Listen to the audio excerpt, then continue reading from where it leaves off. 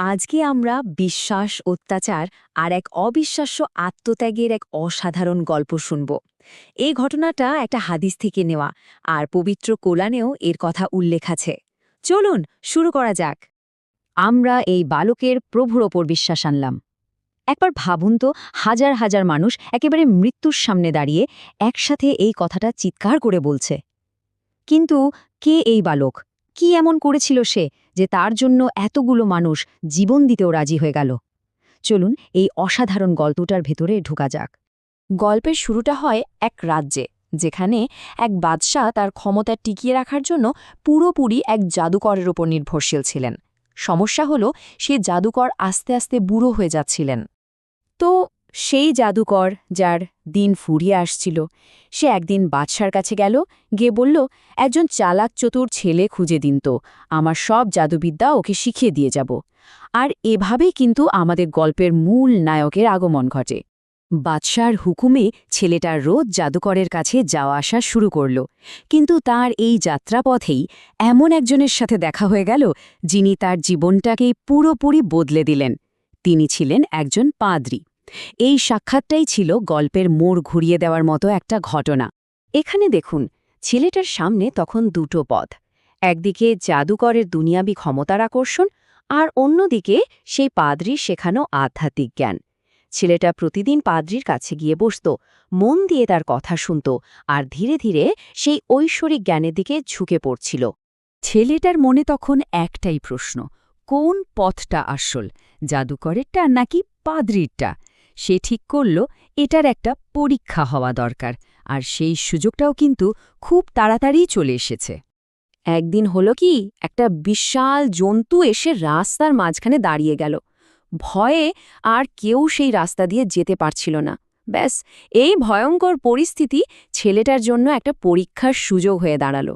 ছেলেটা তখন মাটি থেকে একটা ছোট্ট পাথর তুলে নিল, আর মনে মনে দোয়া করল, হে আল্লাহ, যদি পাদ্রীর পথটা তোমার কাছে জাদুকরের পথের চেয়ে বেশি প্রিয় হয়, তাহলে এই জন্তুটাকে মেরে ফেলো, যেন মানুষ আবার শান্তিতে চলতে পারে। এটা ছিল তার বিশ্বাসের এক বিরাট পরীক্ষা। আর তারপর সে পাথরটা ছুঁড়ে মারল। আর কি আশ্চর্য, সাথে সাথেই ওই বিশাল জন্তুটা মাটিতে লুটিয়ে পড়ল। ছেলেটার কাছে তখন সবকিছু পরিষ্কার হয়ে গেল, পাদ্রীর পথটাই আসল সত্যের পথ। এরপর থেকে ছেলেটার দোয়ায় আল্লাহ এক বিশেষ ক্ষমতা দিলেন। সে অসুস্থদের সারিয়ে তুলতে লাগল। এমনকি বাদশার একজন জন্ম থেকে অন্ধ সভাসদও তার দোয়ায় দৃষ্টিশক্তি ফিরে পেলেন।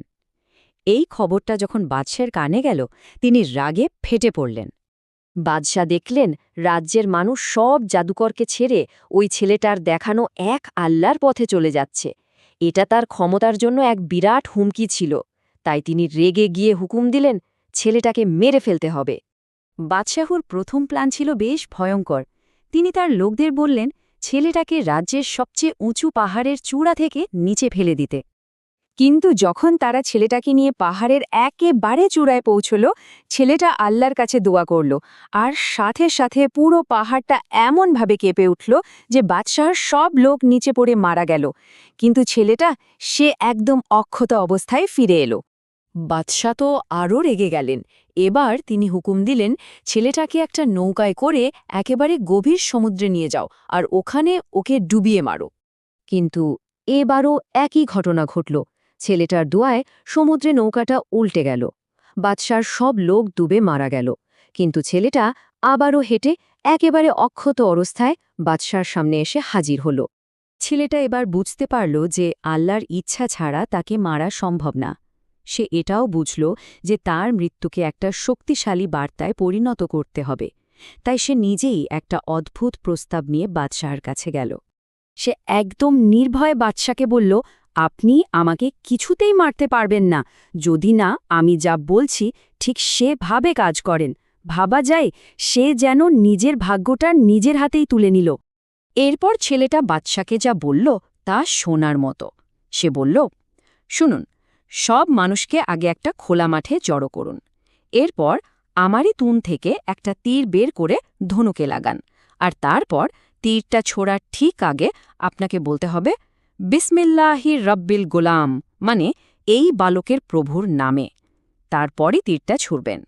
বাদশাহ ঠিক তাই করলেন। তিনি ছেলেটার প্রভুর নাম নিয়ে তীর ছুড়লেন। তীরটা গিয়ে ছেলেটার গায়ে লাগল আর সে মারা গেল। কিন্তু ঠিক সেই মুহূর্তে মাঠে উপস্থিত হাজার হাজার মানুষ একসাথে চিৎকার করে উঠল, আমরা এই বালকের প্রভুর উপর বিশ্বাস আনলাম। বাদশাহ জিতলেন, কিন্তু আসলে তিনিই সবচেয়ে বড়ভাবে হেরে গেলেন। বাদশাহ দেখলেন যে বিশ্বাসটাকে তিনি শেষ করতে চেয়েছিলেন সেটাই এখন দাবানলের মতো ছড়িয়ে পড়েছে। রাগে পাগল হয়ে তিনি এক ভয়ঙ্কর কাজ করলেন। তিনি বিশাল বিশাল গর্ত খুঁড়ে তাতে আগুন জ্বালালেন, আর যারা নতুন বিশ্বাস এনেছিল তাদের সবাইকে একে এক করে সেই জ্বলন্ত আগুনে ফেলে দিলেন। এই মর্মান্তিক ঘটনাটাই পবিত্র কোরআনে উল্লেখ করা হয়েছে।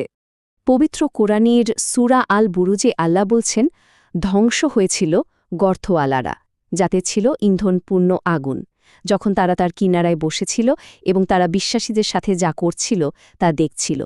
কিন্তু কেন তাদের ওপরে এই অত্যাচার? পরের আয়াতেই তার কারণ বলা হয়েছে।